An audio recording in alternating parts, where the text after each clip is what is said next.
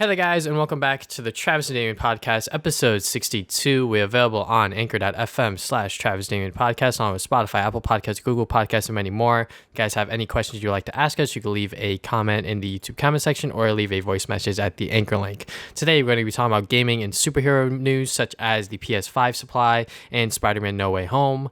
Then we'll get into our recent activities consisting of video games and anime. Lastly, our thoughts on the Pokemon card fiasco that's been going on for the past 6 months. So, first piece of news is that PlayStation has partnered with Discord. So just to go and take a quote from the sort of press release that they did. Together, our team, we already are hard at work connecting Discord with your social and gaming experience on PlayStation Network. Our goal is to bring Discord and PlayStation experiences closer together on console and mobile starting early next year, allowing friends, groups, and communities to hang out, have fun, and communicate more easily while playing games together. So, I think if any of the three big companies were to partner with Discord, I think PlayStation was the least likely, in my opinion, that really needed it. I feel like Xbox and PlayStation, they already have party chat systems. I feel like if, whoever needs it more, it's definitely Nintendo, because Nintendo is really bad at, online stuff. Yeah. But PlayStation is obviously more smart when it comes to partnering with other companies, and Discord is by far the most popular way to communicate with your friends, especially within gaming today. It's free, it's easy to use. You can make your own server, and you can have as many servers as you want. You can join as many servers as you want. Discord has really made talking in games a lot easier, because before, with our friend group, we would jump between there was Raid Call, and then Mumble, and then TeamSpeak, and TeamSpeak. Some of those you had to pay for. Well, Skype also, the yes, OG Skype. We did use Skype, but Skype took too much bandwidth. But Discord is the really good medium.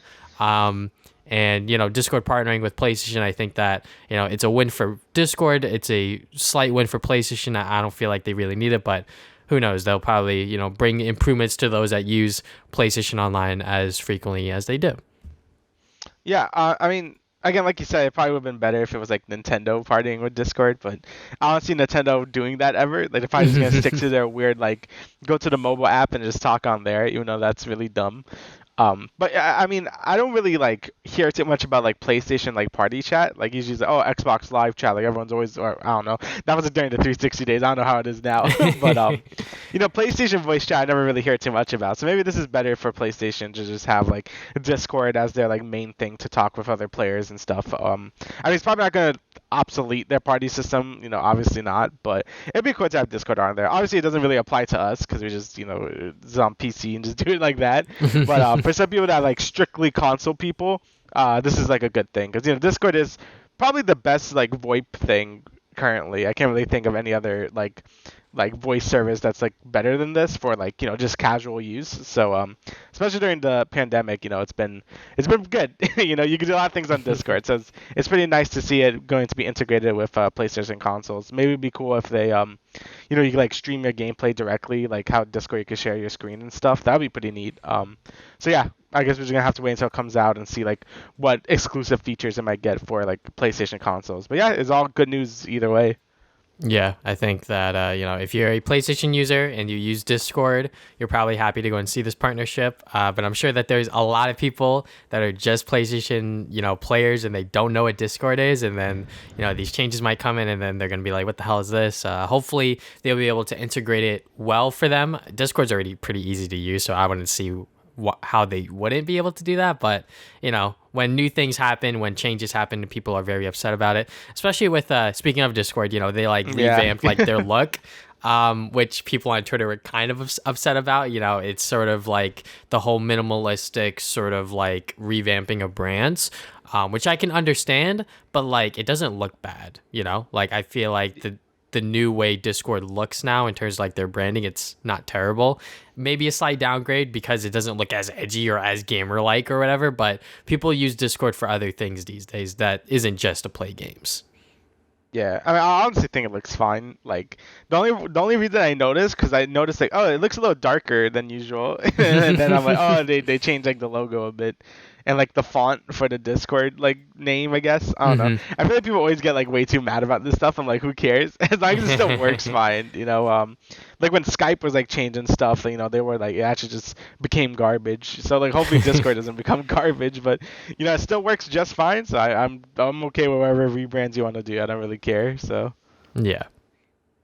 All right, so we got a lot more PlayStation news here. PlayStation has been forcing developers to pay royalties to have their games be cross-platform. So if you don't know what cross-platform is when you know, a PlayStation user could play with like an Xbox person or a Nintendo person. Like is this what like you know what Epic has been trying to push really hard, and that's kind of what you know, kind of the transition here. Because during the Epic Games versus Apple stuff, there's been a lot of things that have been coming about a bunch of other companies. So Mm-hmm. Tim Sweeney, you know, the Epic CEO, said in certain circumstances, Epic would have to pay additional revenue to Sony if somebody were primarily playing on PlayStation but paying on iPhone, then this might trigger compensation. So basically PlayStation is like the only ones really asking like for money for like cross-platform, like you know, for other players to play cross-platform because Sony kind of sucks. I mean, we've seen this like throughout you know the past few months that Sony like really doesn't want to play with other consoles or just anyone really. It's not until recently we started seeing them like put like Horizon Zero Dawn on PC, or they start to allow more cross-platform stuff for other consoles. But it seems like it's mostly like their hand not really getting forced, but more like they want more than what the other companies are getting, just because like Sony thinks they're like the top shit right now. You know what I mean? Because they kind of are, but Mm-hmm. like you know, it still comes off as a little like annoying. If I'm gonna be honest. Yeah, definitely. PlayStation are playing the card that, yeah, we are like the number one sort of console war winner right now. I mean, Xboxes are still selling out like crazy as fast as PlayStations are, but a lot more people want the PS5. And that's Hmm. understandable because they have a lot more exclusive, they have a lot more exciting games. They have goddamn Spider-Man for God's sakes, you know? So I feel like Sony knows what they're playing with, and them being very reluctant over the past couple of years to not be cross platform is very telling. And I'm not surprised that they were asking for some sort of revenue from Epic or other publishers to have the game be cross platform. But then again, you know, it feels like because they're the only ones, it makes them look very scummy, which is, you know, obviously not what you want to look like. And I feel like with games like Fortnite, Rocket League, Minecraft, you know, having cross platform on these games, it helps because people play Fortnite on other platforms. You know, people are still playing, you know, Rocket League and Minecraft just as the same capacity as Fortnite with other friends on different platforms, which like back in the day, you know, like when me and Damien were playing on like online consoles, you know, oh shoot, you have a PS3, I have an Xbox. We can't really play games together. But now, you know, kids these days, they're able to play with their friends across different consoles, which is awesome. You know, like that is very, very cool. And I wish that that was something that I had for my generation. But obviously, as gaming has evolved, this has become a much more sort of idea that people have come to accept, which is very nice because, you know, back then it was like, oh, you know, this console doesn't play nice with this console, but now it seems like people are being more nice to each other, which is good. But Sony being like, hey, we want money because like there's a potential, you know, situation where like someone might buy, you know, V-Bucks on this platform and then play on console for this platform. But then again, it's like if they're playing from iPhone to the PS4, which is like the example that they used, it's because they want to play on their TV, you know? Right. But then again, they're like, oh, you know, like that's money that we could have gotten if they bought V-Bucks through the PlayStation instead of iPhone. But it might be easier to buy V-Bucks on the iPhone because of like Apple Pay and like Touch ID and everything like that. So, you know, it just seems like that they're just nickel and diming this for like no real reason, especially since like, you know, cross-platform is something that other people don't charge, you know, Nintendo and Microsoft, like they don't do anything with that. They're just like, oh, you know, if you want cross-platform, we'll allow it sort of thing, you know, and Sony's just being like, hey, we want money. But that's basically what it boils down to. It's just like Sony just wants money because you know this. Because to be honest, like this is all for the consumer, right? So obviously it's good for us, but for a lot of the companies, it doesn't really help them that much. Like it helps the developer of said games, so something like Rocket League or Fortnite. So Epic, Hmm. well, it's probably why Epic is pushing it so much because they're probably going to make a bunch more money because the more people that can play Fortnite and have the ability to switch consoles and play with other consoles and stuff, like they're just going to get more V-Buck money anyway. You know what I mean? So, Hmm. but Sony doesn't really see that benefit. So like, why should we do it? Which it makes sense in like a business standpoint, but it's still like just do it. You know what I mean? Like they probably lose like some money because like you said, like they probably aren't making because I think the way it works is if you buy microtransactions in a certain store, like that company would get some of that money. I know that's how that works for Steam. Like Steam takes like some of the profit made from that company if they sold it on Steam.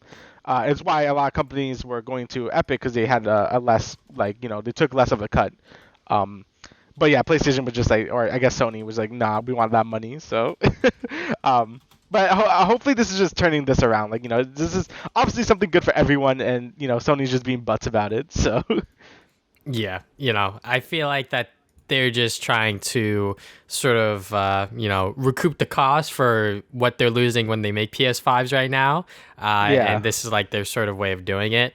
But then again, like it's so like small and so fractional for them now, like it doesn't really make sense. And something like this, I feel like that there might be some people that might be like, oh, I just won't play on PlayStation anymore. But they'll likely come back because the games that they have are kind of like way too good to really pass up on. But then again, like some people are very stubborn and they'll be like, hey, this company did one bad thing, I'm not doing it anymore. And personally, I'm guilty of that to a certain extent for some companies that I won't really say on here, but it is what it is. It sort of gives us reason as to why PlayStation were the last ones to accept crossplay as a sort of thing these days. hmm All right, so next piece of news is another PlayStation article. So Sony warns that the short supply of the PS5 will continue into 2022. And I think that they should have kept this secret, honestly. I don't think that they should have, outright have said yeah, this, just because now people are going to be like, well, shit, like if, the scalpers are probably still going to try to get PS5s as much as they can when they go up online, and people are going to be forced to, pay the resale price of it. I feel like that this is something that didn't need to be disclosed at all, but it kind of makes sense. There are still COVID restrictions, and I believe these are being made overseas in Japan. I could be ignorant here, but I'm pretty sure with how the COVID vaccine works, the Asian countries are not really getting it until next year, which is kind of weird or something like that. Obviously, all I'm saying here is like sort of things that I have heard about, and I'm sort of just like speculating or whatever. But it kind of is worrying for the console that people are still not going to be able to get these in their hands in stores, see them on the shelf. They're pretty much going to be sold online only, online pickup, and really it's going to be a while until, people can, walk into a store and just buy a PS5. But I think that is to be expected because, like we said earlier with the last news, this is definitely the hottest console of this generation, and literally everyone wants a PS5 right now. yeah, probably because it feels the most next gen, and also like again, there's exclusives actually coming out for the thing. Hmm. We already, Returnal already came out, Ratchet's coming out, and Horizon is probably going to come out this year as well. Um, so it just seems more appealing than an Xbox right now. Like I don't know. I just feel like the Series X doesn't really have a lot. It's still selling well. Don't get me wrong, because I still, Hmm. you still can't find the Xbox very easily, just like a PS5. But the PS5 is definitely the thing that more people are talking about when they want like what current gen or I guess next gen console they want more. So yeah, it kind of sucks that Sony straight up just said, yeah, there won't be any PS5s for a while. And hopefully Sony takes that into account when they're selling exclusives, right? Because obviously these games aren't going to sell as much as if they were on PS4, obviously, because not as many people have a PS5, and those PS5 owners have to be interested in that exclusive game to like buy it, So Hmm. hopefully they can take that into account when doing the exclusive sales and stuff. But yeah, it's definitely something that's really bad to hear. Both me and Travis are very lucky to have a PS5 right now. There's a lot of people that have been trying really hard to get one ever since it like first came out, and we're just no luck. Scalpers obviously are a thing to blame, but it's just COVID in general. Like again, like you said, they're just not being able to produce as many consoles as they were like. So it's just very unfortunate timing, honestly. I don't know if it would have been better to just delay the next gen till next year.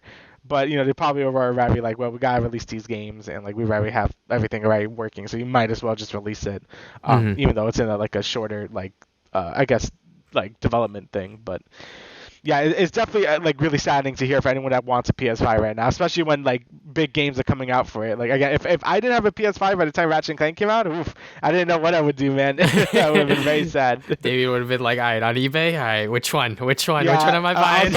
I probably, honestly, probably would have sold my soul for it. I mean, like $1,000. All right, Yeah, I mean, shit. $1,000. I can pay that off eventually. But yeah, it definitely. Like, this is information that Sony did not need to disclose whatsoever. Yeah.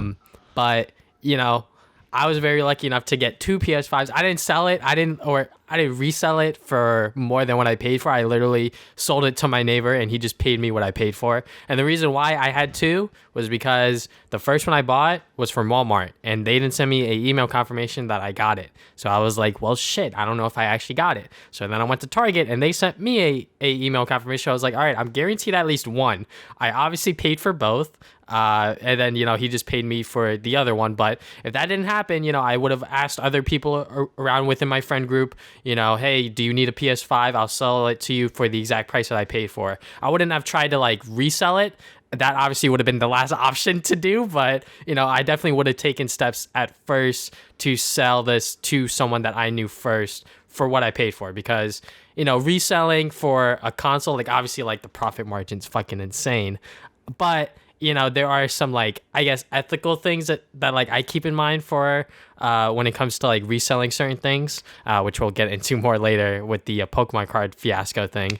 But yeah, it is definitely concerning that the PS5 will not have a plentiful supply anytime soon, just because the demand is so goddamn high. But I'm sure Sony, they probably saw this coming to a certain extent, but, with whole COVID thing going on and, it's sort of winding down in the States here, but I'm not sure how it's doing overseas. So hopefully by, when we're, within neck deep within this console generation, we actually have a decent supply so people can actually go into stores and actually purchase it without having to worry about, a shortage. Yeah, the only good thing is, by the time these people do get a PS5, there are going to be a bunch of good games. So I guess you can look at it that way. Yeah, there will be a slew of titles that you'll probably be able to pick and choose from, probably from every popular genre that you can think of. So, yeah, so that's basically the only good news. All right, so again, more details from the Epic versus Apple case. Walmart had an unannounced streaming service called Project Storm. So basically, I was reading about this a little bit, and it basically seems like the same like every other streaming service, except it had something cool where you could actually download the games as well if you just want to download it instead of stream it, which seems pretty nice. Obviously, I think the problem with Stadia and PlayStation Now as well is that once you start streaming the game, there's a lot of input delay, or it really just depends on if the servers are busy. There's a lot of variables to account for when having a streaming service for video games. And I think that's why Game Pass is just a way better service because you pay the subscription all these other streaming services, but you could download the game instead, so the game doesn't run like shit. So it seems like Walmart was trying to have this nice mix of both, which actually seems pretty neat. I don't know if they actually are still doing this or not. Yeah, they say it's unclear if it's even going to launch or not, but it does seem like a nice plan. To have this sort of hybrid of a Stadia or PlayStation Now and a Game Pass sort of thing, and we're supposed to sort of fuse everything together, so you play in Origin and Steam and all this other stuff into one thing. So having just a mega launcher, it seemed pretty ambitious for what it was, especially from Walmart. It's just really really weird. But yeah, honestly, isn't a bad idea, and I think until internet could get good enough, or at least everyone can have access to 5G or beyond, if wherever it comes after 5G, that's probably when streaming games is going to be like a reality, because I I've said this so many times before, but streaming movies and stuff is a totally different beast than the game, right? There's so many more things to account for when you're playing the game when you're just watching something on like Netflix or something. So yeah, I feel like this technology is coming way too soon, and we have to wait a few more years until it's actually like viable to use. But again, I think this like nice like middle ground that Walmart was like proposing seemed like the nice way to go. But again, we don't really know if this is even gonna happen or not. But yeah, it seems like a pretty cool concept. Yeah, I mean Walmart. I mean, I was surprised when I saw this article. I was like, "Fucking Walmart? What the hell?" Yeah, really random. Cloud gaming in general. We've talked about it multiple times on this podcast, but it is definitely ahead of its technology. It is definitely a different beast when it comes to streaming a TV show or a movie, because you are actually controlling what's happening on screen. And when it comes to internet speeds, especially within the United States, they are not that consistent and they are not that fast compared to, let's say, Japan. Like in Japan, I'm sure that there's a lot of people that I've heard of, where like their internet speeds are like insane and it's like really cheap.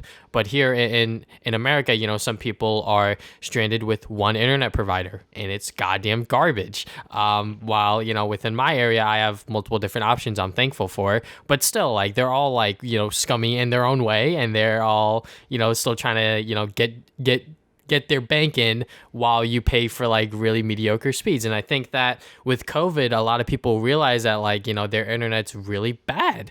Like when I was in classes this semester, there were some people that just straight up just disconnected from the class. I was like, well, shit. And sometimes even my professors would disconnect from the class. Oh my God. And, I think that internet in general, until we get this like, sort of middle ground where like it's acceptable to just have fast, affordable internet, which probably won't happen anytime soon because these companies are, able to just, get as much money as they can because, capitalism and all that other shit. Cloud gaming is going to be a weird thing that's going to be in limbo for a bit. But then again, what Walmart was proposing here with Project Storm was very interesting. I think that having all of these launchers within one thing and then, have it, be, maybe hooked up to like your TV, I think that this would have been like a great way to get people into like PC gaming, sort of like see where they would want to, sort of dip their toes in and things like that. But, this is something that has been proposed, I think, a couple years ago. 2019 is what I see. So we have no idea if Walmart's even still working on it. Maybe they saw how Google Stadia did and they were like, well, shit, we'll just scrap it. Maybe they're just waiting for the right time for it. Like, obviously, Walmart didn't comment on this because this sort of just came out during the court case. But, I would not be surprised if they just scrap this thing entirely, or if this comes out, within the next few years, because that would be probably a better time to release something like this.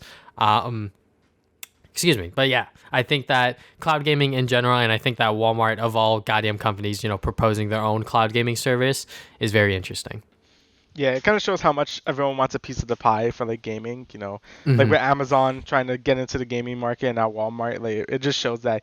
I mean, I think recently just said like gaming is like the most like a profitable like media thing right now. I mean, it probably helped with the pandemic because this was like the only industry that's been thriving since the pandemic started. But it just shows how profitable it is, and now like a lot of companies want that piece of the pie. So it makes sense that more companies have been trying to get in here. So yeah, it definitely makes sense. All right, so next piece of news is that we got 6 staff members leave Google Stadia to join Haven Studios. So Haven Studios is a development team was formed by Jade Raymond after leaving Stadia in February, and she was the producer/executive producer for various Ubisoft titles such as Assassin's Creed and Far Cry, and the studio is currently developing a new IP for PlayStation. So that is very exciting, just to, see that PlayStation is still, trying to make, new games and still not fall back under, whatever old titles that they're going with, like God of War, Horizon, etc. But yeah, I think that more team members leaving Google Stadia is obviously not a good sign. I think that, the sort of business model that Google Stadia has is not good. And I think that they should, probably look towards a subscription-based model where you don't buy the games for full price. and that whole sort of thing. And like, there's no real incentive for people to buy Google Stadia or even try it out when like there are other options to play these other games on different platforms, And even with exclusives, I don't think that would really draw people in, because I think that it would be really hard to get like a studio to be like, hey, let's make your game exclusive to our platform that's cloud gaming. And that's going to be really risky because, this is going to be the first time and only time people are going to be able to play your title on this cloud gaming service that can be laggy, that can be really spotty. And, if it's a popular title, there could be server issues. There could be a lot of different factors. Like you said, there's a lot of variables when it comes to cloud gaming. So, yeah, I think that Google Stadia is really down in the dumps, if you will. Yeah, Stadia has been like just a memed on. Like I think it was in the last podcast I was talking about. It just got like a search feature or something. Like it's just like it's just such a like a meme at this point that's not even worth like considering. And like Google trying to get in here too is just like, I don't know. I feel like streaming is just way too early right now. I feel like we just got way few more years until it's actually like a thing that we could use. So it makes sense a lot of people are just leaving Stadia at this point. It seems like a dead project at this point, and it wouldn't surprise me in the next like year or two we see like Stadia is just fully dead at this point. So yeah, it's good that other developers in there were like getting out, and now they're making new stuff for PlayStation. Like I think that's that seems like a nice turnaround, But I'm curious to see what that new IP would be. Assuming from what she's made, it seems like like an open world game, I'm assuming, because Assassin's Creed and Far Cry, both Ubisoft is really good at making open world games, so I'm just assuming that this is going to be an open world game, which I don't know if we need more of those for PlayStation. We have not Uncharted, Ghost of Tsushima and Horizon. Both of those seems like I don't know if we need any more. I mean, I don't know if they're making a new Ghost of Tsushima, probably, but it kind of just depends on what's going to happen and if we actually do need more of those games. But yeah, it's going to be interesting to see what happens in the future here with her new studio. Yeah, I think that open world games in general, they're sort of like what like PC was for like MMOs. Like everyone wanted to make a fucking a MMO. Like I feel like for consoles, it's like open world games, and that market has definitely been saturated over the years. I think that a lot of people are sort of done and over with when it comes to open world games, unless it's like for a franchise or a IP that they're like really into. So like for example, with Ghost of Tsushima, like obviously like that's a new IP, but I have a strong attachment to Sucker Punch Production, so that's why I played it. Also, the game just looked dope. It's a goddamn feudal Japan samurai game. And for other games like Assassin's Creed, like they took like a long break before they came back with whichever game that Odyssey. Odyssey. Oh, no, not Odyssey. Origins. Yeah, Origins. It was Origins, Odyssey. Whenever they came back with Assassin's Creed, like that's when people started to get interested in again, just because they love the Assassin's Creed franchise, or like they thought that the game looked good and interesting. But then again, like open world games, like they're really fucking long. Like Days Gone, like that game technically flopped in Sony's eyes. That game is like over 30-40 hours long, and like that game had a really slow start in my opinion, and was one of the main reasons why I sort of just dropped it. A open world zombie game, very interesting, but the story and everything surrounding it just like didn't pique my interest like early enough. So I don't know, I hope that whatever new title that they're developing, hopefully it is interesting enough to sort of stick out from the rest of open world games that we have today. Yep. Yeah, because even the new Assassin's Creed is a game a little stale, so hopefully it's something that's actually like nice and creative and a nice fresh air for the genre. All right, so next up we got all these superhero stuff now. So WB is planning a Superman movie featuring a black actor and a black director. It's not yet specified who's directing it, and if this will feature a black actor as Clark Kent or Zod. So we don't know if it's like an alternate universe where Superman is black.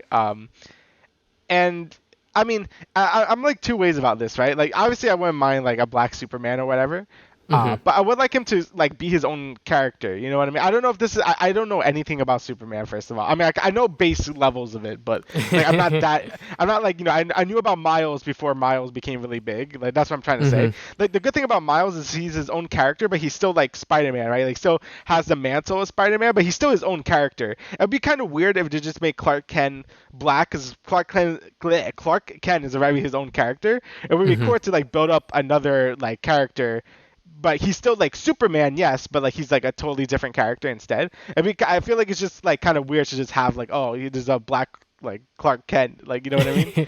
Yeah, and I don't know if that's what they mean or not, but yeah. yeah. So like that's like a lot of people's like main concern is that like we already have a sort of alternate universe black Superman, which is Val Zod. But then again, like if they're trying to sell this superhero movie, they want it to be Clark Kent. But if they want to go for this, person of color angle, they would have to use Val Zod, in my opinion, and not just like, make Clark Kent black, because like that has been done in the past where they just like colorize like these other like main characters and etc. And like I think Disney is doing it with Ariel, which like is fine. I think that is okay. But then again, like I'm not black, obviously, and I think that I can't really speak for them, but when it comes to other things, like I think that if they were to make a black Spider-Man movie and they weren't to use Miles Morales, obviously like that is like a clear like what the hell are you guys doing.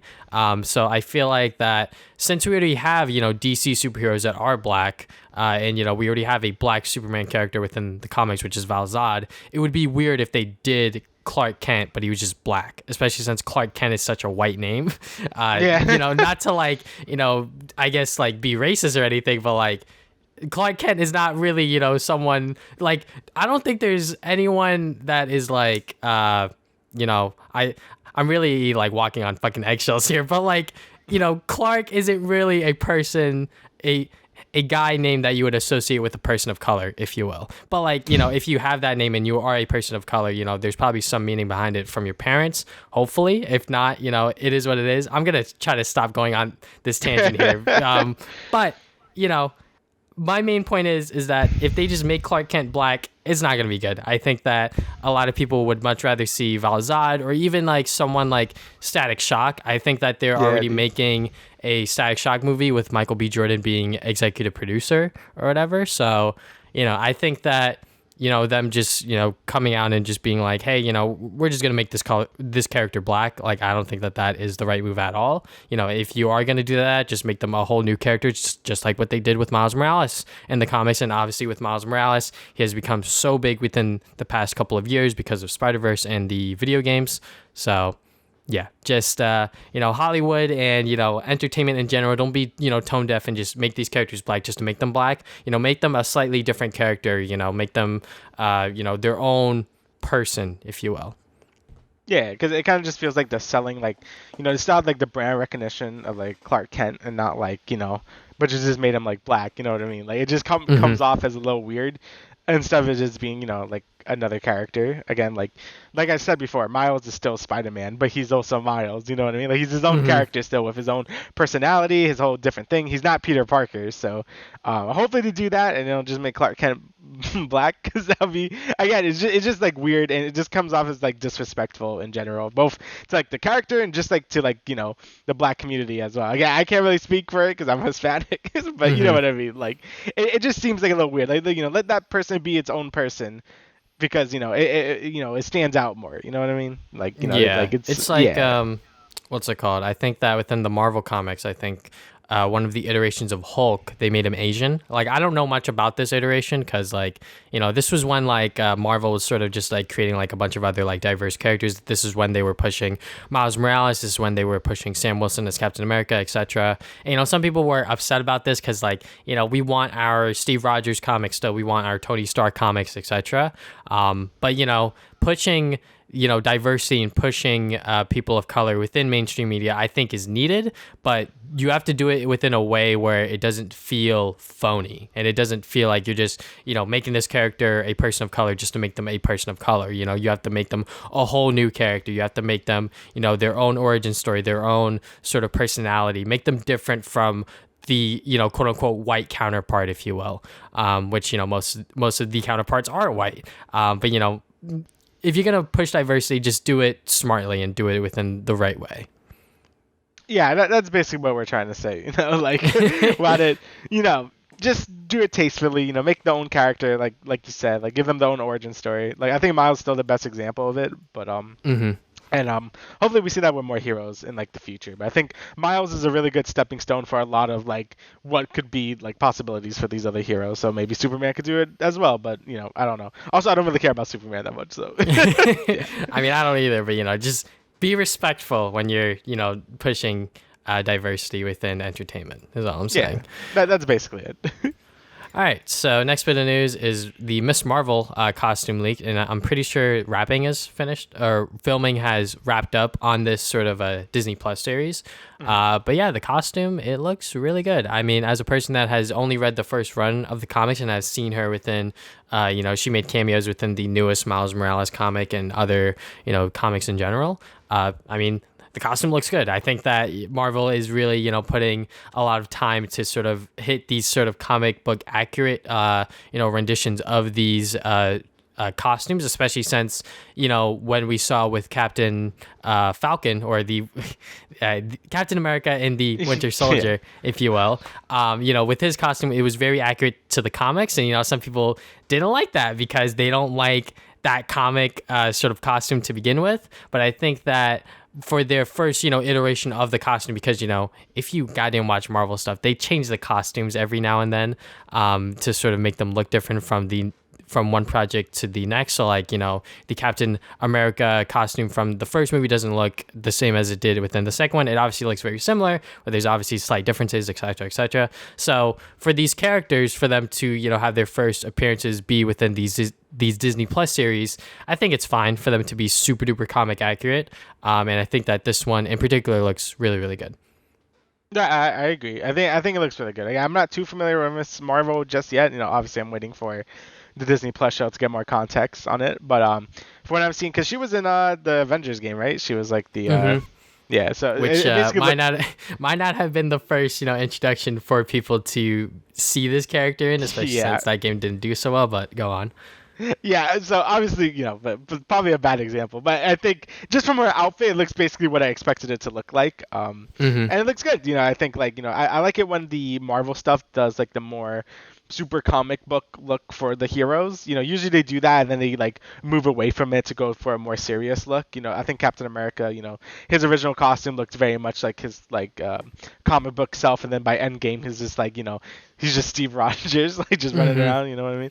So it's good to see them when they're like in their like super classic outfit. And I doubt, it's gonna change when she's in more stuff, but it's a good costume. I don't really know what else to say besides it looks good, and I'm very excited to see like her like actual backstory and stuff, and see how she fits into MCU and stuff, because I always love seeing new heroes come up.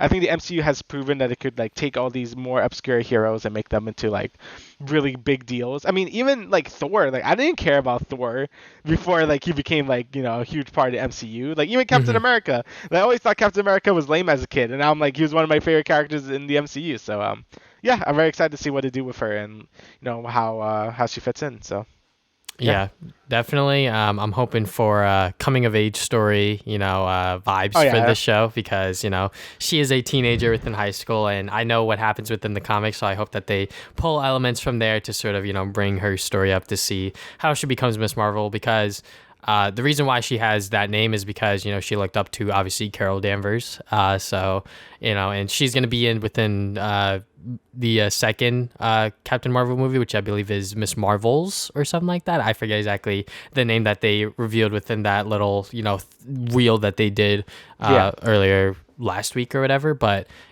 I'm very excited to go and see how the show pans out.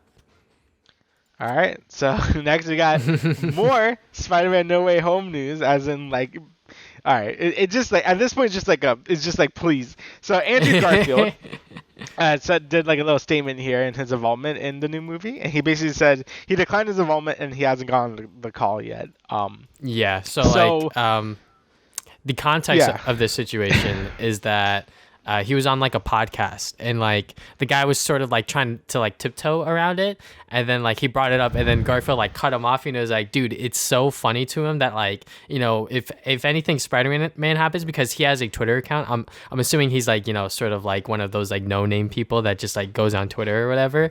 Yeah. But he just finds it hilarious that like he sees Spider-Man trending over like the smallest little thing, and like he has no idea what's going on within the movie because he's not involved in it apparently.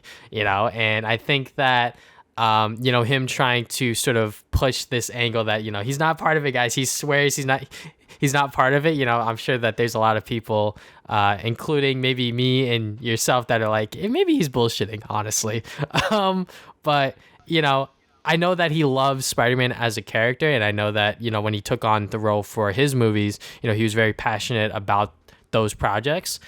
So if he were to return in any way, that would be great. But he's pretty much just being like, he sort of made the comparison with like the him being like the werewolf or whatever. He's like, guys, I'm not the fucking werewolf, I swear. And people are saying that he is, but maybe he will be. Who the fuck knows? Because at this point, if it's Spider-Verse or not, I really don't care. I just want to know what's actually happening in this movie. I'm gonna be honest. Like, if it's Spider-Verse, cool. If it's not Spider-Verse, then whatever, Yeah, at this point, I just want to know what's happening. Like, getting the trailer for this freaking movie is going to be so cathartic, because I'm just going to be like, all right, finally we know what's happening. Or maybe it won't. Maybe we have to wait until the movie actually comes out to see, like, oh, here's Andrew Garfield and, like, Tobey Maguire. Like, I just want to know what's happening, because I feel like every week is, like, a new thing about this movie, and, like, I guess because there's just so many actors, obviously, that would be involved.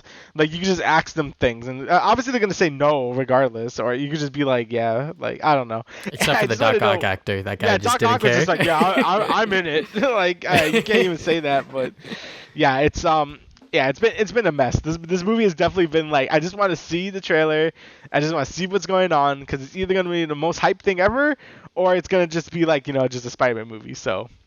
Yeah, I'm just very curious to see what's going to be happening now.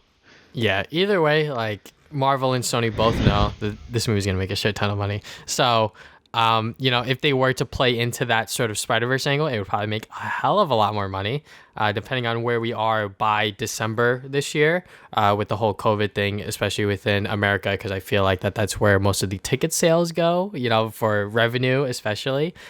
So... yeah, I feel like that at some point this year, we're going to get a goddamn trailer, and we're going to know what's happening. And at that point, it'll all sort of, be fully realized what's happening within this movie, hopefully. Or they could just, throw us a bunch of random clips and we still don't know what the hell is happening. But either way, I think that seeing this opening night is definitely going to be on a lot of people's agendas, just to make sure that, they don't get spoiled for it. Right, yeah, it's definitely going to be just like... it's gonna be interesting. It's 100% gonna be chaos. So if it hasn't been chaotic enough as is, but we'll move on from there. We got the Venom 2 trailer. Let There Be Carnage. This is something that I did not expect to drop. But we got a new Venom movie coming out, and we got a new trailer for it.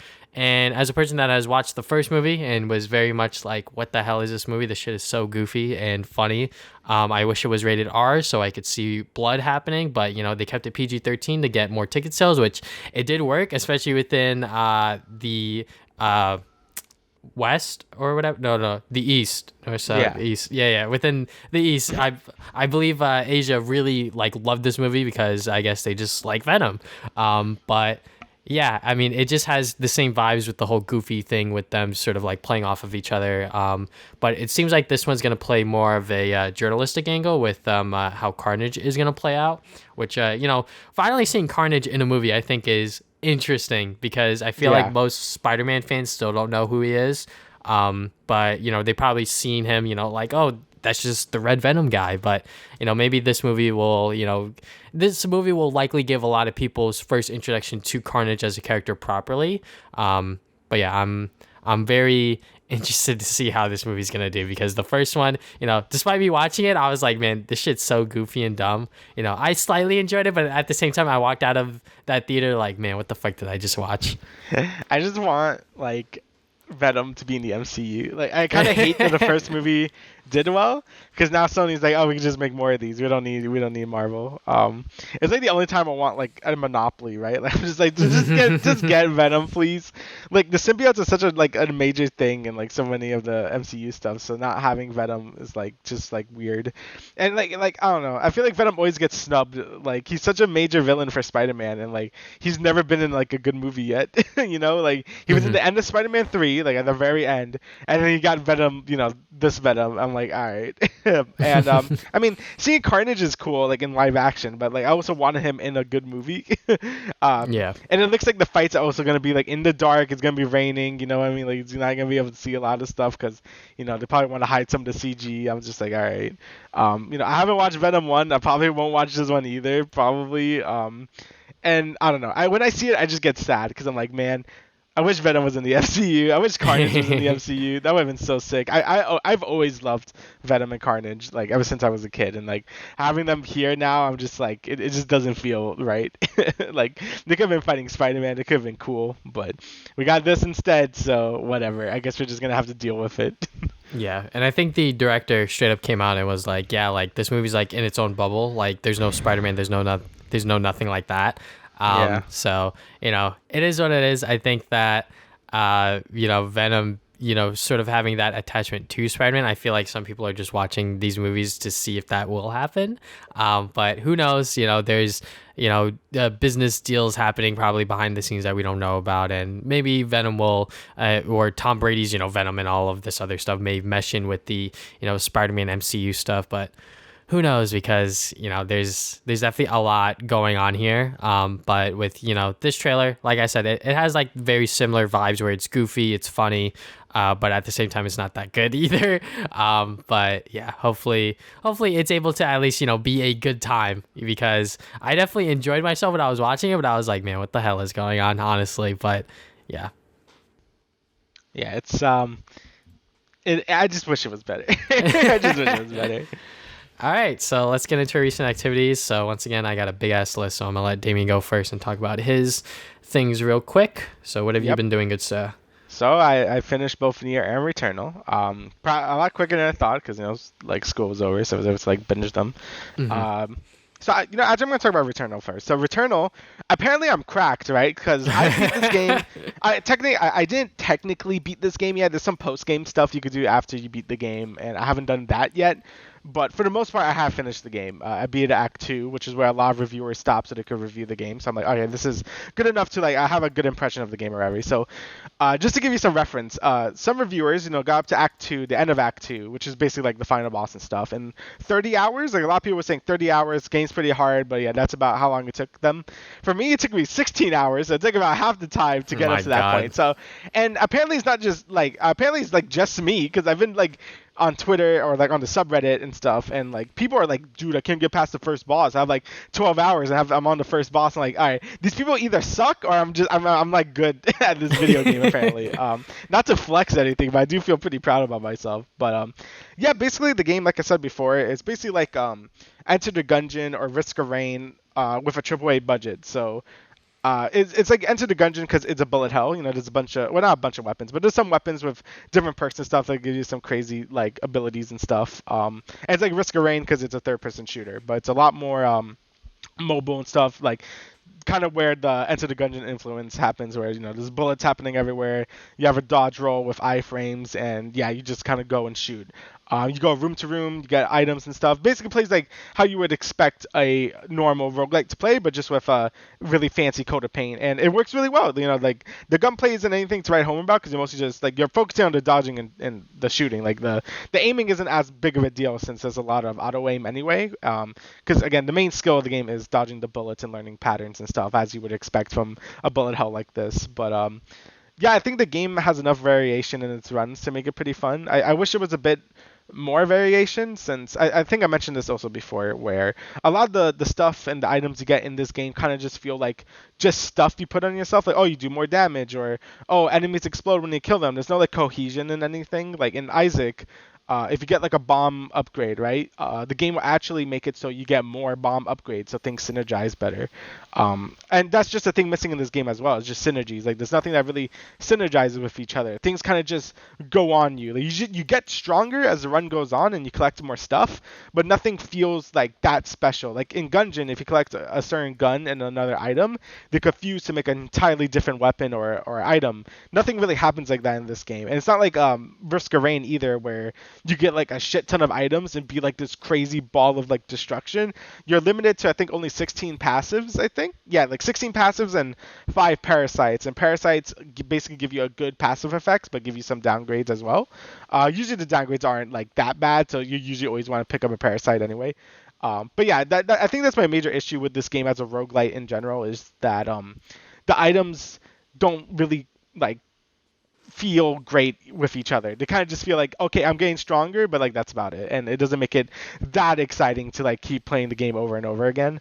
The gameplay itself, though, is like probably the best out of any roguelike I've played, which I would expect because it has such a big budget. So like again, just dodging and shooting things just feels really good. So I think that's really the main motivator to like just keep playing the game again because it's just fun.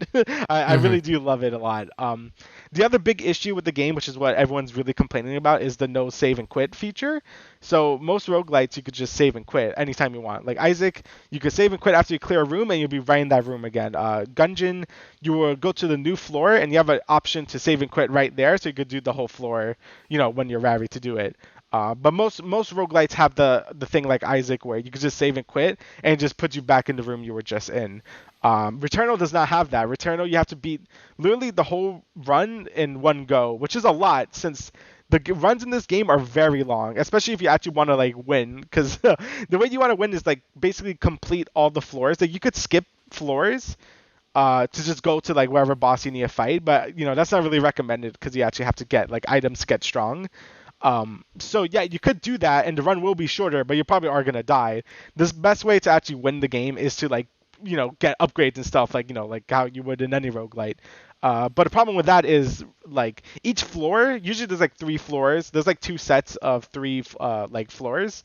There's like the Act 1 stuff and then the Act 2 stuff, so they're like separated. So it's not like a gigantic run, right? Like I think each run is like a minimum of like 2 hours if you're really like rushing it. But that's the problem is like runs are like 2 hours. That's really long for a roguelite. Usually roguelites are about maybe 40 to an hour. Like, that's usually how long a roguelite run will take me in any other game. In this game, it takes like a good 2 hours, 2 hours and a half. And, a lot of people just can't do that. That's a lot of time commitment for one like run. And the fact that you can't just save and quit, mostly when the game was crashing a lot for a lot of people, when the game first came out, was really frustrating because the game would just have no auto saving or no save and quit, so you would lose that whole run. So obviously that was a big issue. I think they really ironed out a lot of the crashes and stuff, so it doesn't do that as often.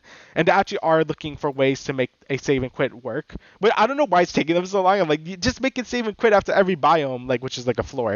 Like it's not that hard of a feature to implement, but yeah, that's the 2 major criticisms of this game. But I still think the game is definitely worth 70 if you like this genre. Like, if you like roguelites and you know what you're getting into, I definitely think it's worth it. I think a lot of people kind of got like bamboozled into thinking, oh, this is just like a third-person Metrovania game, which is not. There's a lot of people saying, oh, why am I dying? I need to restart the whole game. That's stupid. Obviously there's a lot of people that just are not too familiar with the genre, and I can't really blame them because the genre has really only been in indie games. This is the first time it's really been in a AAA sort of like spotlight.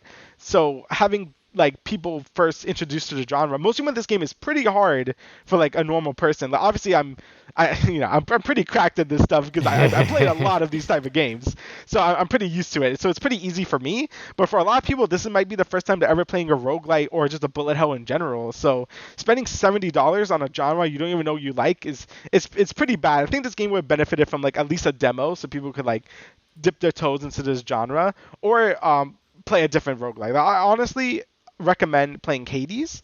That's a really good beginner-friendly roguelite. And if you like the gameplay of that game, I'll say give Returnal a shot. Like, because I think you will sort of get the gist of what a roguelite is in a more affordable like game and a more easier game. Because I do think Hades is one of the easier roguelites I've played, and it's really good as well.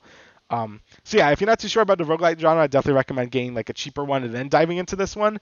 But yeah, for the most part, I think the game is fantastic. I think the game looks great. It feels great. The bosses are like amazing. Like they're just big spectacles, a bunch of bullets everywhere. Not too hard, at least for me, but they were really fun. They were probably some of the best parts of the game, and I'm excited to do more runs and do like that sort of secret ending at the end. But yeah, I definitely think it's a great first, well, it wasn't the first PS5 exclusive. That was Demon Souls, but it was a good like sort of new IP and like a new. I guess it is the first original PS5 game. So yeah, I give it that credit. It's really good.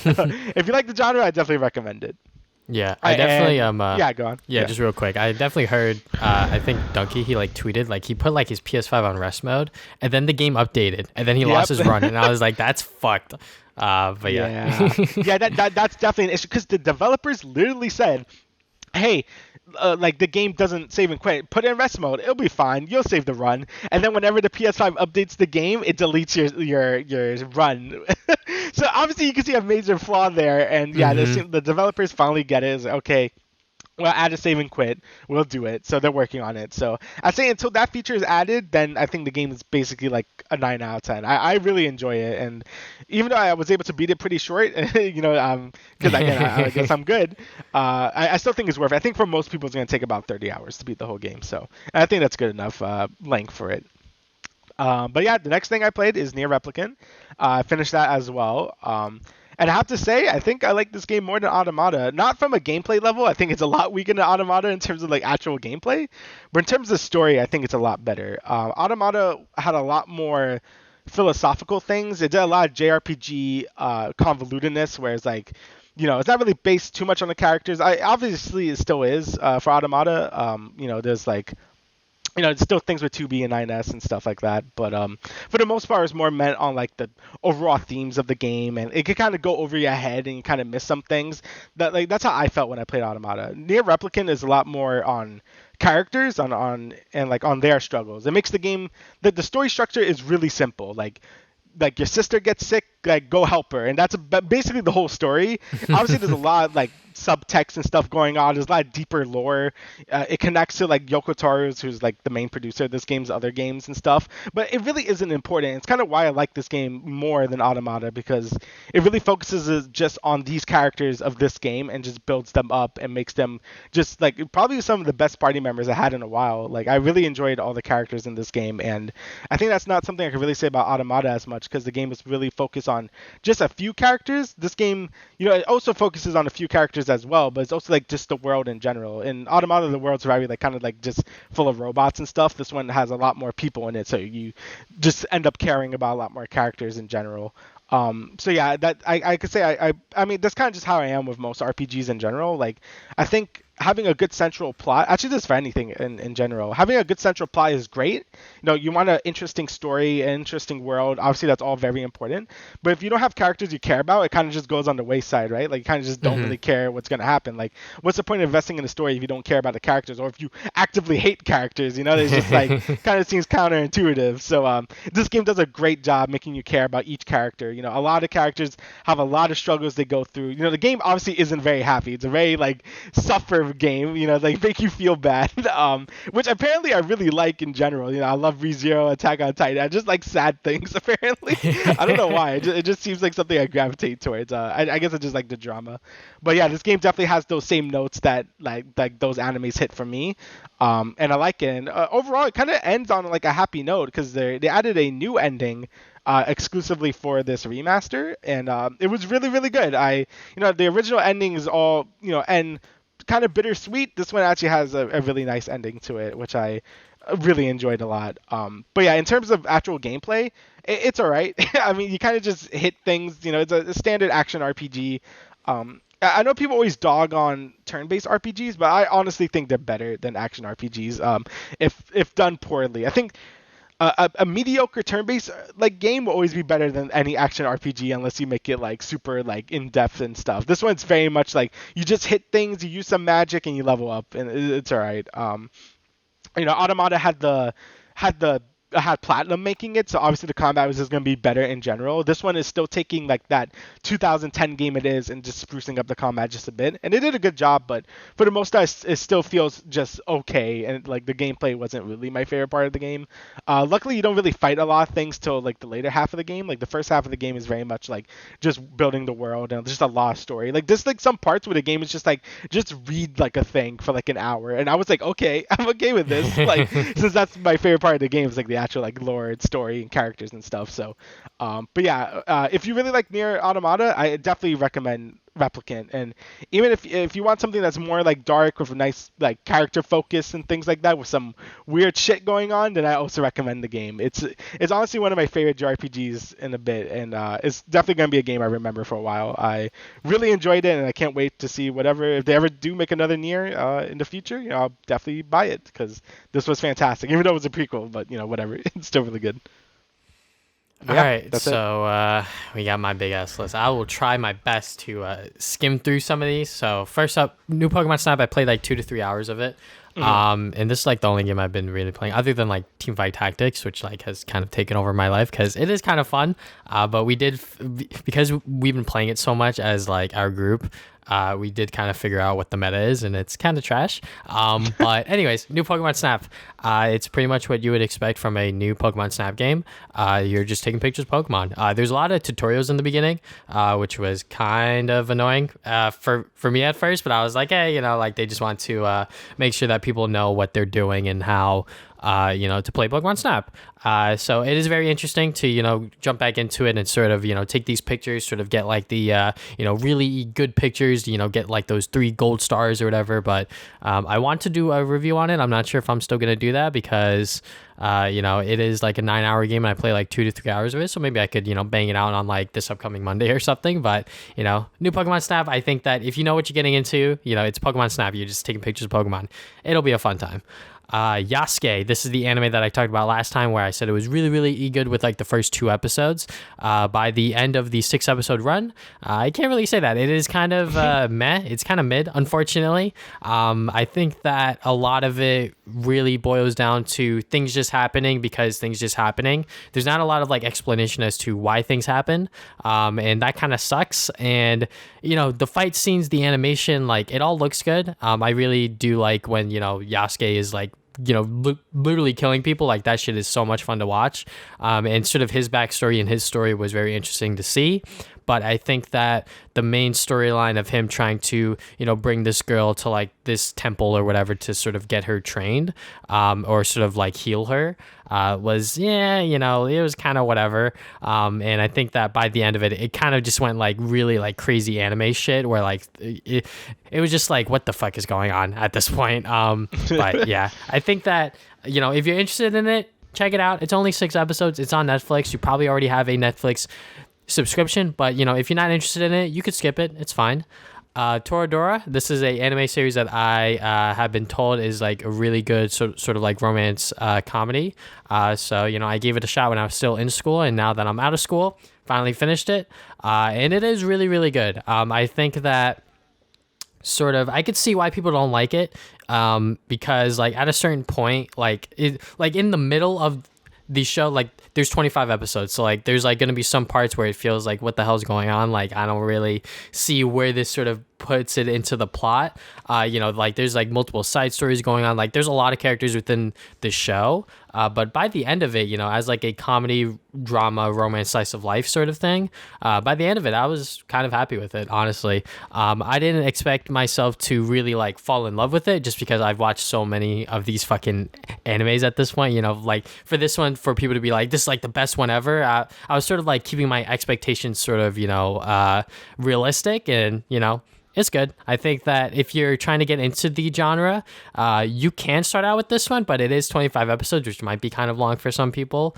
But yeah, it is good. Just not something that I really fell in love with, because the main character is a tsundere and she was just doing tsundere things, and I was just like, yeah, and I honestly didn't laugh as much as I thought I would during the show. The drama aspect of this show was something that I really, really liked, but the comedy stuff, it was sort of played out at a certain point in my opinion. But I'll move on. Death Note. Okay, so Death Note. This is a show that I have been told to watch so many times, especially by my neighbor that I gave the PS5 to, but I sold the PS5 to him. He's a huge Death Note fan, and I was like, all right, fine, I'll finally watch it. I'm like 8 episodes deep.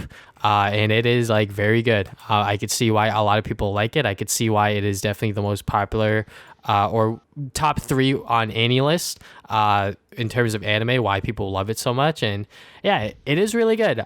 There are, I believe, 37 episodes. So I am definitely, I still got like 30 more to go, unfortunately. But I feel like by the end of it, I will really like it. But yeah, so far so good.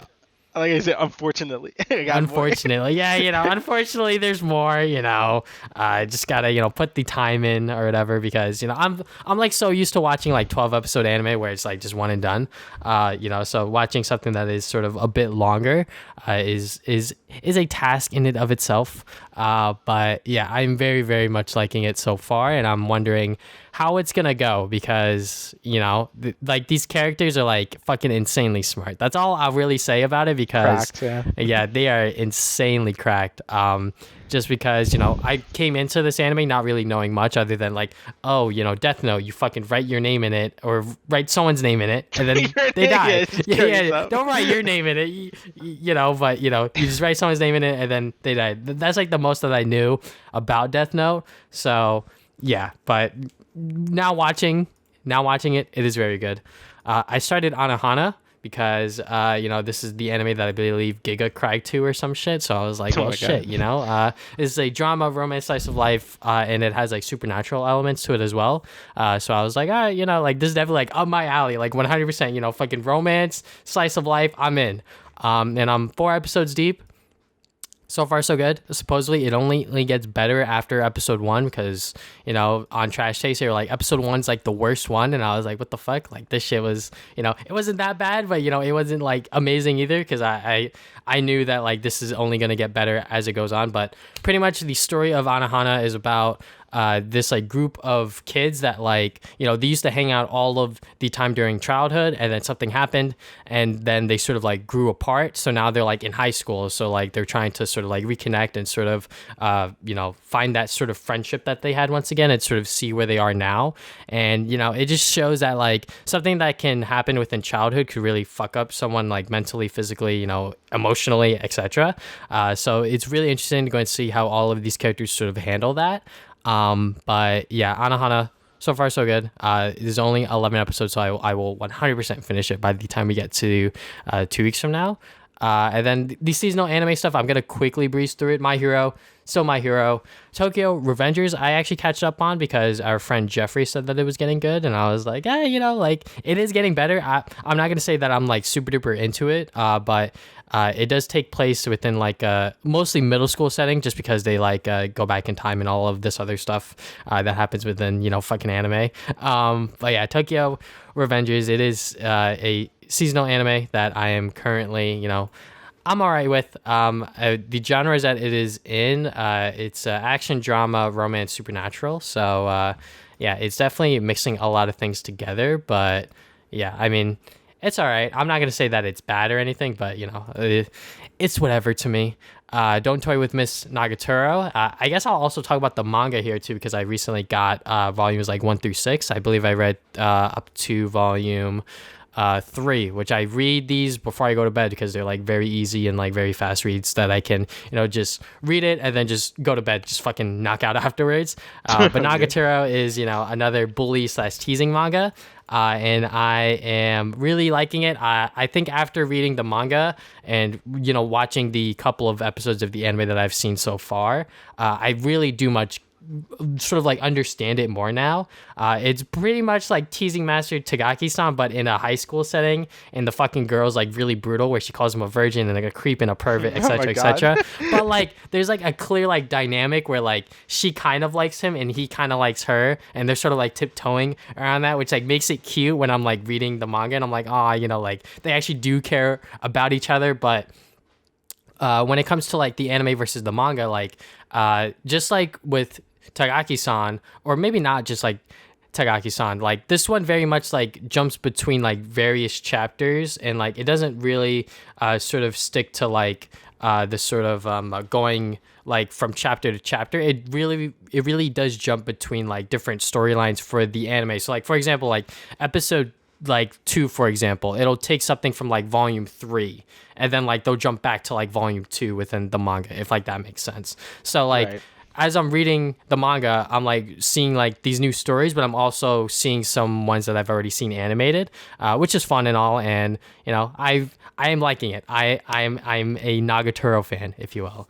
And then the last one, you know, I shaved and I took in High School of Runaway. You know, like these fucking light novel titles are insane. But I mean, it's getting really wholesome. I don't know what the fuck is like going on here, but also the latest episode was kind of Manga. Episode 6 was kind of Manga. I'm gonna be honest. I'm not gonna spoil it, but I was just like, yo, what the fuck's going on? Like this shit got like really serious, like really fast. But you know, there's only 13 episodes, so we're almost we are at the halfway point technically. But yeah, it is very good. Like I know a lot of people are kind of turned off by like these really weird and really fucking sketchy like titles to like jump into anime, but it's just the fucking title. Like once you start watching it, you'll sort of understand what's going on here, because when he takes her in, like he's not trying to fuck her or anything. Like he's just trying to make sure that like no one else sort of takes advantage of her, because he noticed that like the way she is and you know things like that. So you know, it's only 6 episodes. You could probably catch up on it within like a couple days if you really put the time in. But yeah. Then the manga, I will quickly breeze through these because I can't really talk about most of these because of spoilers. The My Hero main manga is actually getting very, very good. I'm very, very much enjoying it. Demon Slayer manga, 21 out of 23, so I'm very much nearing the end whenever they release those in English. Volume 21 was very, very good. That's all I'll really say. My Hero Vigilantes, I believe it was volume 9, which dives into more of Eraserhead's backstory, but it also starts a arc with Popstar, which she's been a prominent character since like the beginning of the series, and I very much like the arc in terms of where it's going, so I cannot wait to see what happens within volume 10, whenever that comes out within America, I believe next month. Eden Zero, I talked about this last time. It's from the creator of Fairy Tail, and he sort of took the character designs from Fairy Tail and sort of rehashed most of them and just made them new characters, except for Happy, which is the fucking cat. But this one takes place in space, and it's a goddamn shonen. You know, there's action, there's funny moments, there's a lot of fan service. I was like, bro, why the fuck is like Rebecca like half naked here? Like I don't fucking need to see this. Plot. Why is there? It's for the plot. Yeah. Oh my god. You know, like there's definitely like certain panels within the manga that I'm just reading that I'm just like, she didn't have to be like fucking half naked here or whatever the fuck's happening. You know, there didn't have to be tentacles or whatever the fuck. You know. Oh shit. Yeah, like shit happens, and I'm like, why? I don't need this fan service, bro. But it is what it is. You know, I did watch all of fucking season 1 of Fire Force, so you know, fan service, it is what it is. I know that Fairy Tail also had a lot of fan service, so maybe this is just how he fucking likes to you know, make his manga. But Hell's Paradise, I bought volume 1 a while ago, so I finally decided to read up on it. It's very edgy, it's very fucking, you know, like so pretty much the story is about this guy who he's like a ninja, but like, or like a assassin, if you will. And he's like people try to kill him, but like he can't die. Like he wants to die, but he can't die. So like, and then like there's like this thing that happens. You know, I obviously like don't want to really like spoil it too much, and I'm kind of bad at talking about manga. So, but it is very much like dark, gritty, sort of action shonen, if you will.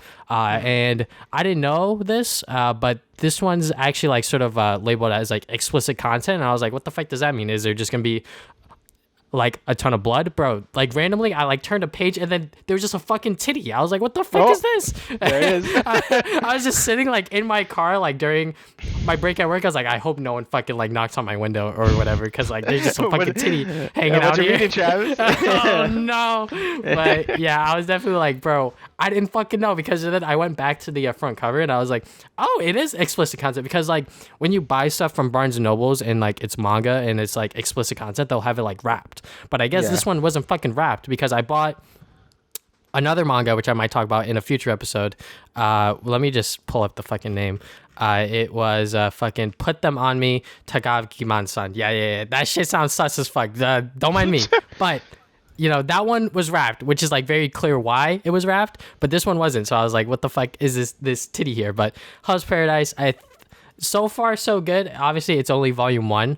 But I do like the setup of the plot. There is a lot of action. There's a lot of interesting characters here, sort of like gray areas, because the main character is like a anti-hero. So I really do like that angle, because most of the shonen that I have been reading is like very clear, like in Eden Zero, like this fucking guy Shiki, this guy just wants to be friends with everyone, like he's like the power of friendship, and then he like does some cool shit, and then with like Tanjiro and Deku, like those like clear good guys, but with this one with Garbaru the Hollow, really fucking edgy name, he's a anti-hero, but he does have some sort of goals that he wants to achieve. So moving on, Spy Family, or Spy X Family. This shit is really fucking good. So I saw this in stock on Amazon this month, and I was like, well, shit, I kind of want to read it. So I bought it, and it showed up 2 days later, and I read it. It was only the first 5 chapters. This shit is really good.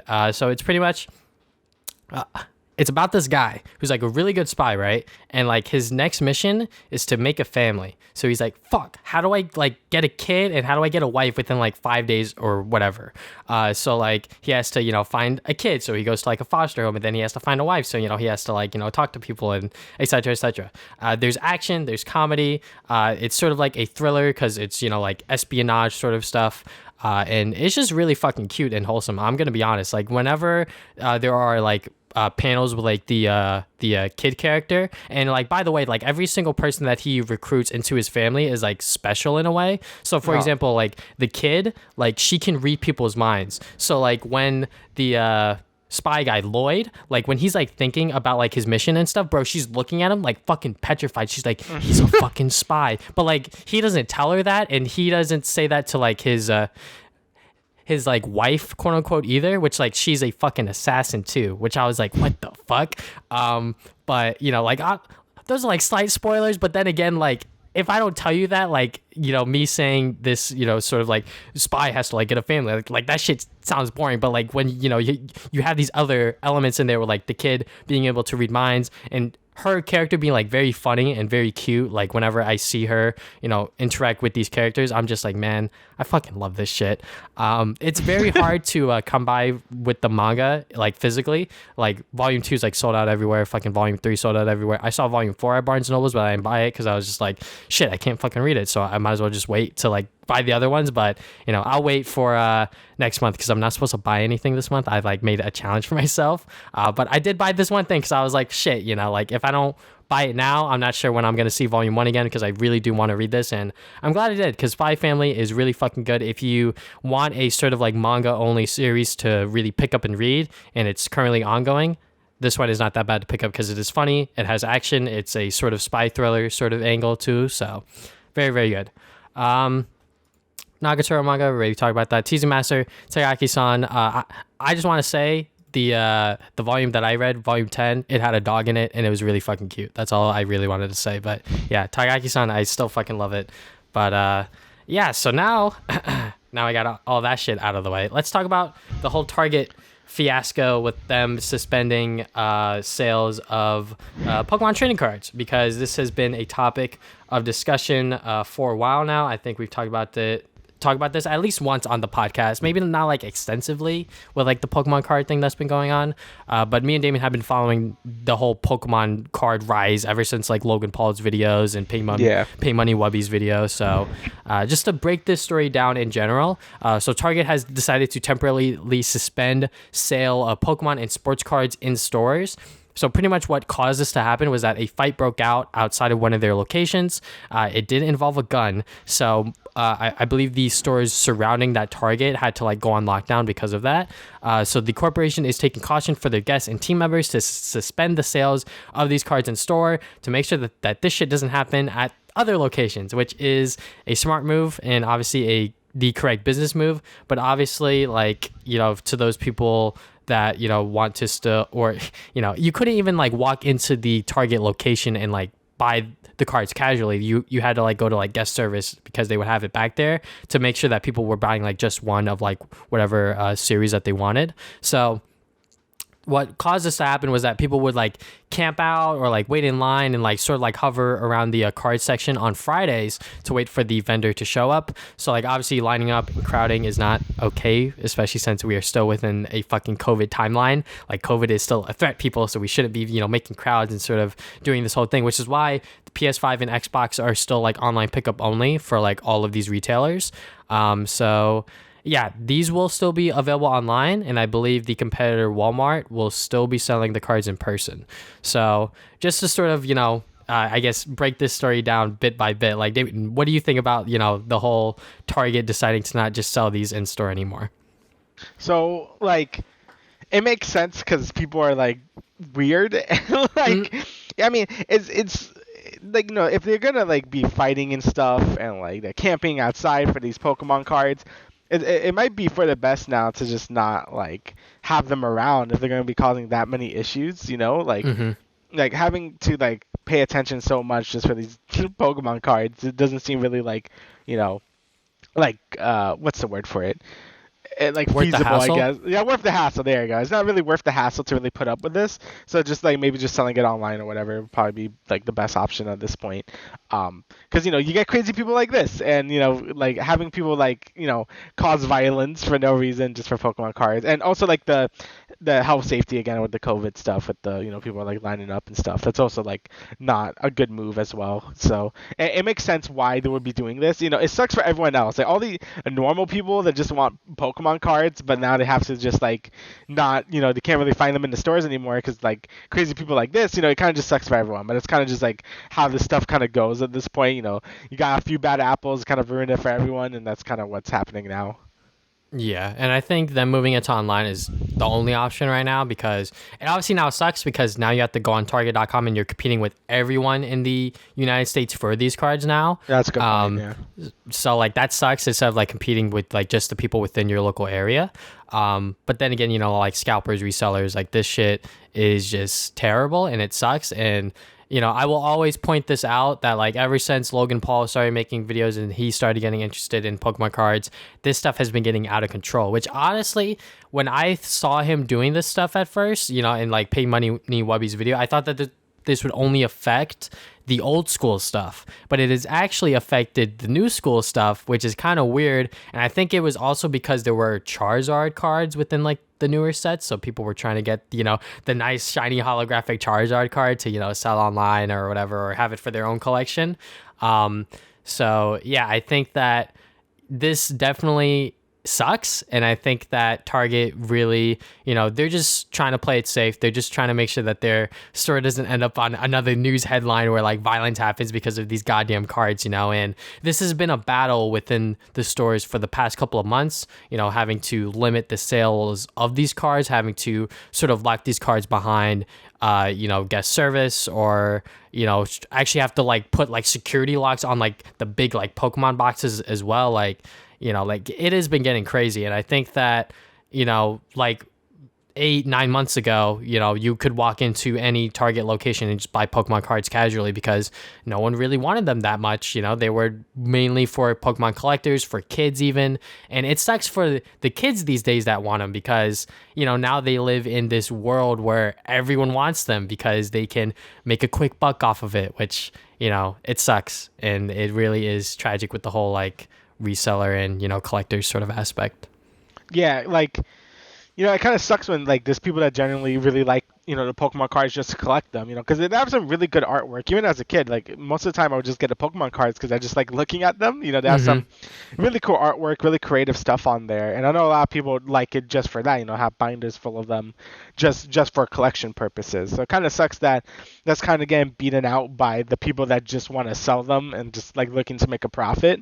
Because I feel like there's better ways to do that than just collecting Pokemon cards and hoping you get like a valuable card. You know, it's gambling. You know what I mean? Like. It's fun gambling if you're just caring about collecting it, but it's kind of just bad if you're just looking for it as a profit. And I think, you know, like you said with the Logan Paul videos, he's like, oh, I got this like super rare card, whoa, and I think a lot of people are like, whoa, I could get rich with Pokemon cards, let's do it, and then yeah, and just like you, I was surprised that the new cards were also selling out. Like I also thought this was only a thing for like the older sets, people that were just going on eBay, maybe buying like the ones from like 1998 or whatever, because those would seem more valuable, to like collectors or just like people selling them and stuff.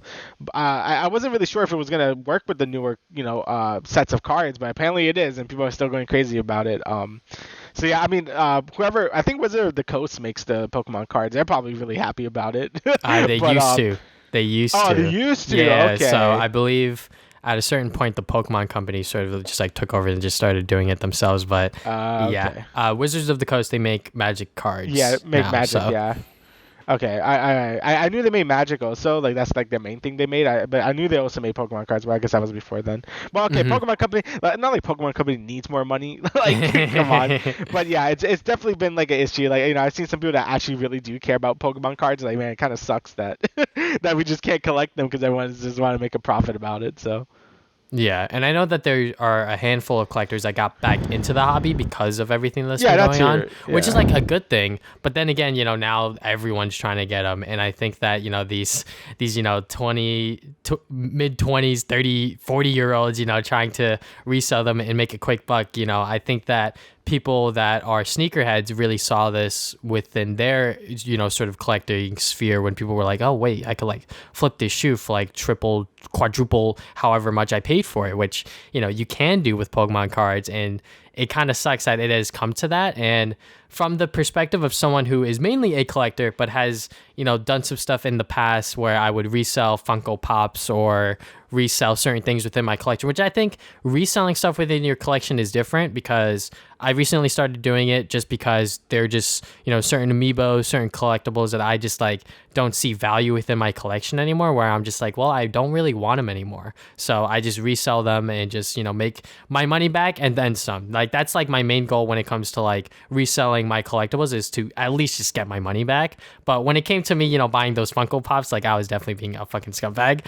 But then again, like I wasn't like camping out, I wasn't like going like fucking hardcore. Like I was literally just like going to like malls, casually, and then like, oh look, I see like this exclusive, let me look it up real quick. Oh, it is selling for like a little bit more than like what I would pay for it here.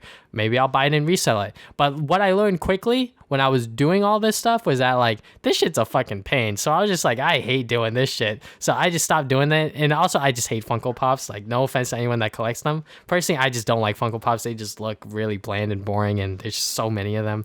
Yeah. But yeah, I think that for like these, when it comes to like reselling versus collecting, like obviously like there's like a very thin line there, where like there's a certain amount where like it's okay to like buy an extra for like your friend, or like to buy an extra to like potentially resell or like hold on to like keep it sealed or whatever. But then again, when you have these people that are intentionally camping out, waiting in lines, going to Targets and other locations every single Friday to go and see the vendor to see the vendor and just buy these cards up just to like instantly flip them on eBay, like that sucks. And I just hate to see it, with like anything, especially with something that I used to collect, back in the day when like Pokemon cards during the black and white days were like very easy to get, like 100%. Like you could walk into any Toys R Us, any GameStop, any Target location and just, buy whatever cards you wanted and, have no problem about it. Nowadays, the shelves are bare. Now you can't even find them in the stores anymore because Target has suspended the sales of them. But hey, Walmart is still gonna, keep selling them in person. So if you still want that in-person buying experience, Walmart is definitely your place to go. But now everyone's gonna be going to Walmart, and I'm sure within maybe by next episode, we will get another news story about some violence, some assault. Someone might even pull a gun again about, these goddamn Pokemon cards, because people are serious about their cash. And like, I'm not gonna necessarily sort of like, I will blame like people who are like physically assaulting them, but the person who pulled the gun to like sort of like defend themselves is like another thing,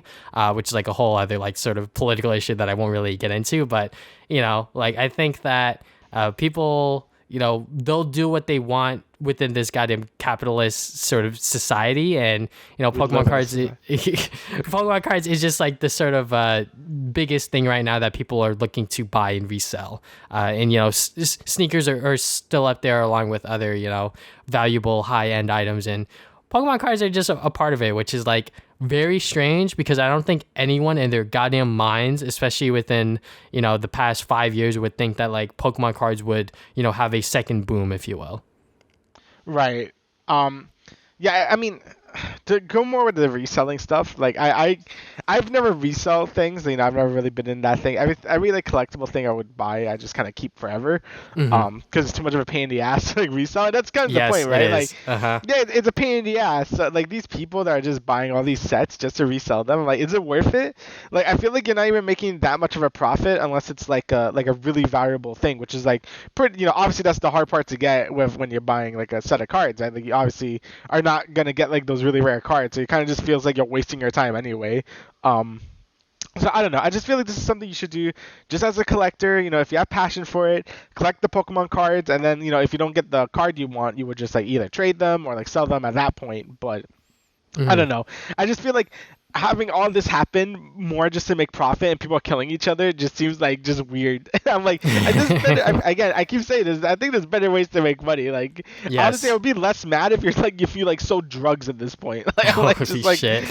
I'm just like, why with the Pokemon cards? Yeah, this shit is it's like, this is definitely the tipping point. I think for most people, like I feel like that this is the climax and it might die down. I don't know when Target's gonna unsuspend these. I feel like that they'll only unsuspend it when it's actually fully died down, which we don't know when that is, because I know that there are some people that go to Target location and they're like, where are the Pokemon cards? And, they're like, oh, like they don't know about the whole Logan Paul thing and why everything's been spiking up. And now there's like a bunch of resellers and a bunch of people trying to, pretty much just flip these items. And I feel bad for the collectors because, before Logan Paul sort of stepped in and made his videos and everyone else sort of, jumped on the hype train, you could go into, like I said, any of these goddamn locations and you just buy Pokemon cards if you wanted. And these shelves would be plenty full of packs, booster box, or maybe not booster box, but the boxes, the sets, the tins, etc.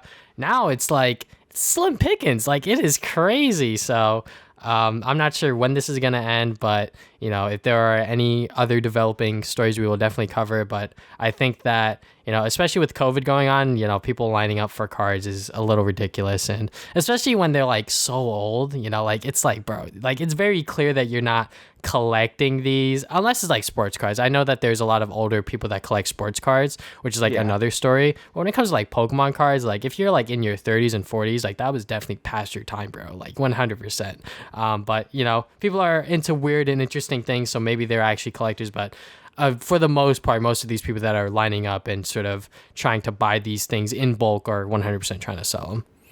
Yeah, and like, like you said, it's like very obvious when you can tell someone's trying to just make a quick buck out of them and stuff. So I don't know if they're gonna like but I feel like you can't even increase the output of the cards because then it like devalues everything, right? Like, there's like a certain economy. Yeah, I feel like I feel like just like with the PS5 stuff, like, I feel like the demand is so high now because you have resellers, but also the original collectors that were there to begin with, and then new people that are getting back into collecting just to collect as well because of Logan Paul's stuff. So like, that's like the slight positive, is that like, some people are actually getting back into collecting. Me personally, like, obviously I've not tried to get back into collecting, despite me, like, I probably do have means of getting the cards if I wanted to, but I just don't see myself getting back into that rabbit hole of spending hundreds of dollars on cards because that's just not my passion anymore. But hey, some people are, rewatching or now watching the newer PokeTubers and sort of